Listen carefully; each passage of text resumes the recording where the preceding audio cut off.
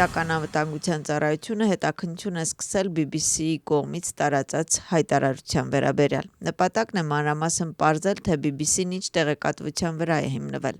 Մենք կարող ենք միայն փաստ համարել, որ մի կողմից տարածած նյութը պարունակում է հանցագործության նշաններ, որոնք եթե հաստատվեն ուղղված են քաղաքացիների կյանքին եւ առողջությանը, էապես խախտում են նրանց եւ հասարակության օրինական շահերը։ Իսկ մյուս կողմից ընդհակառակը պարունակում են հանցագործության նշաններ, որոնք կոպտորեն վնասում են Վրաստանի ազգային շահերը։ Հետաքննությունը շարունակվում է քրեական օրենսգրքի 2-րդ հոդվածով, 33-րդ հոդվածով, որը ենթադրում է պաշտոնական լիազորությունների չարաշահում, եւ 319-րդ հոդվածով, որը ենթադրում է օտարերկրյա կազմակերպության թշնամական գործունեության մեջ օգնելը։ Հետաքննությունը կաշխատի բոլոր ուղղություններով եւ մենք պարբերաբար հանրությանը կտրամադրենք տեղեկատվություն։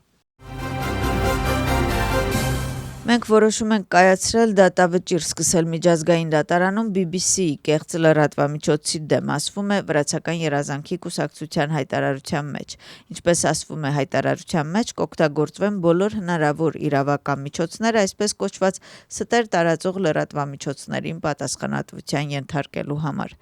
Այսօր առավոտյան BBC-ն հրապարակեց մի հոդված, որում մի շարք անհեթեթ կեղծ տեղեկություններից բացի վրացական կառավարությանը մեղադրանք է առաջադրվում, որ ներքին գործերի նախարարությունը անօրինական հանրահավաքների ժամանակ բռնի ցուցարարների դեմ օգտագործել է քիմիական նյութ։ Ակնհայտ է, որ այսպես կոչված լրատվամիջոցները, որոնք դարձել են Deep State-ի քարոզչական գործիք, չեն ներկայացրել որևէ փաստարկ իր լուրջ մեղադրանքները ապացուցելու համար, ասված է հայտարարության մեջ։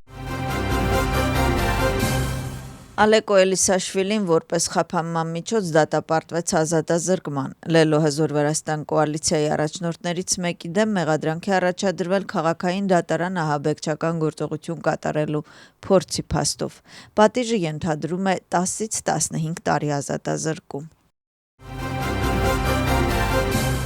Քաղաքական սպեկտրն արձագանքում է Էլիսաշվիլիի ձերբակալությանը եւ գործով դատախազության կողմից ներկայացված տեսանյութին։ Ընդդիմության մի մասը չի վստահում տեսանյութին, նրանք ասում են, որ Էլիսաշվիլին ճնշման զոհ է։ Իշխող թիմի կարծիքով Ալեկո Էլիսաշվիլիի գործողությունները եւս մեկ անգամ ցույց տվեցին ընդդիմության բռնի բնույթը։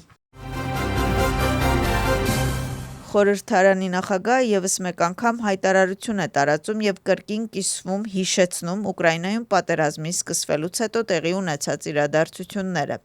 Լավ է, որ Ուկրաինայում պատերազմի ֆոնին կրկին բարձրացվում է այն հարցը, թե ինչ էր պահանջվում մեզանից պատերազմի առաջին իսկ օրվանից։ Հանրությանը կրկին հնարավորություն է տրվում հասկանալու, թե ինչ կլիներ, եթե Ուկրաինայում պատերազմի սկզբում կառավարության կապիտանները լցված լինեին օտարերկրյա շողոքորթներով, որպես որոշում կայացնողները, այլ ոչ թե ազգային կառավարությամբ։ Եթե դա տեղի ունենար, ներկայիս մտահոգությունները կլինեին ոչ թե ճիշտ ներդրումների եւ կրթության բարեփոխումները,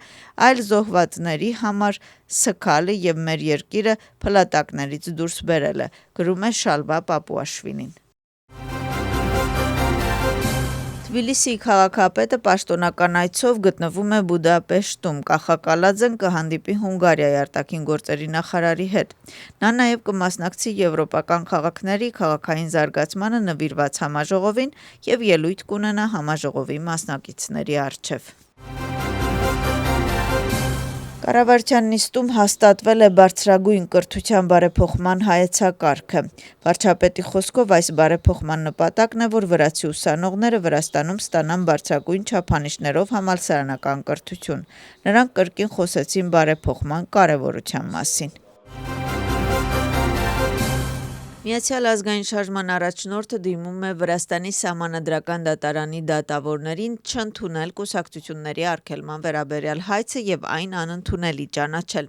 Թինա Բոկուչավայի խոսքով վրացական երազանքի հայցը անհիմն է։ Եթե դատարանը ընդունի հայցը, ազգային շարժումը կպահանջի, որ նիստը անցկացվի բանավոր լսումներով։ Իշխող թիմը Բոկուչավայի հայտարարությունը որակում է քաղաքական սպեկուլյացիա։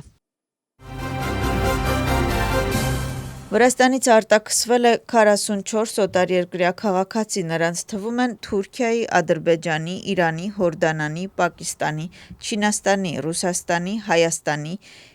Նիգերիայի, Թուրքմենստանի, Գանայի, Իրաքի, Եմենի, Եգիպտոսի եւ Լիբանանի քաղաքացիներ։ Նրանց նաև արգելվել է մուտք գործել երկիր։ Միգրացիայի դեպարտամենտի տվյալներով վերջին մեկ ամսվա ընթացքում արտաքսվել է արդեն 152 մարդ, այս ուղղությամբ ակտիվ գործընթացները շարունակվում են։ Դեկտեմբերի 1-ը ՁԻԱՀ-ի դեմ պայքարի համաշխարհային օրն է։ Առողջապահության նախարարությունը օրվա կապակցությամբ միջոցառում է անցկացրել։ Ուշադրության է հրավիրվել այն փաստը, որ Վրաստանը ՁԻԱՀ-ի դեմ պայքարում առաջնորդներից մեկն է տարածաշրջանային ցուցանիշներով։ Աշխարհագրական հասանելիությունը ընդլայնվել է թե ախտորոշման, թե բուժման առումով։ Պարգևատրվել են միավ վարակի դեմ պայքարում աշխատող բժիշկները։